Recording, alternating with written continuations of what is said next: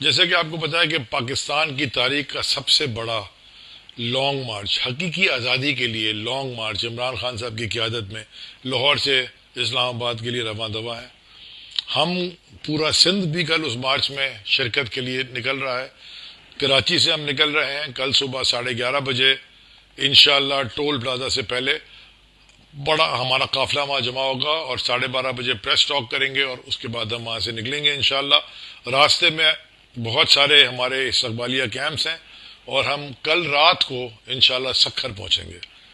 جو لوگ ہمیں کل جوائن نہیں کر سکتے وہ منگل کی صبح 11:30 تک انصاف ہاؤس سکھر پہ ہمیں جوائن کر لیں، اور وہاں کے جو ضلع ہیں یعنی کہ جیک آباد، لاڑکانہ، شکارپور، کشمور، کمبر، شداب کوٹ، وہ سارے ہم سکھر انصاف ہاؤس پہ جمع ہوں گے، اور پھر ایک بہت بڑے قافلے کی صورت میں انشاءاللہ ہم سکھر انصاف ہاؤس سے منگل کی صبح 12:30 روانہ ہوں گے۔ پاکستان کی تاریخ میں یہ ایک بہت زبردست موقع ہے ان سب پاکستانیوں کے لیے، ہم سب پاکستانیوں کے لیے، پاکستان کے اندر بھی اور پاکستان کے باہر بھی، کہ یہ جو غلامی کی زنجیریں ہیں یہ توڑ دیں۔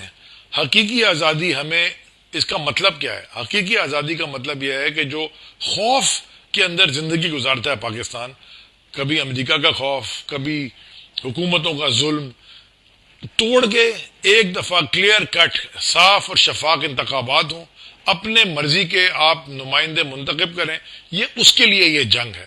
یہ باقی ساری چیمک گوئیاں کو آپ بھول جائیں، جب تک صاف اور شفاف الیکشن کی ڈیٹ ہمیں نہیں ملے گی اور کنفرمیشن نہیں ملے گی سب سے، پاکستان کے ہر ادارے سے، الیکشن کمیشن سے، اور اس اللیگل امپورٹڈ فارن فنڈڈ حکومت سے چھٹکارا نہیں ملے گا، یہ جدوجہد پاکستان کی جاری رہے گی۔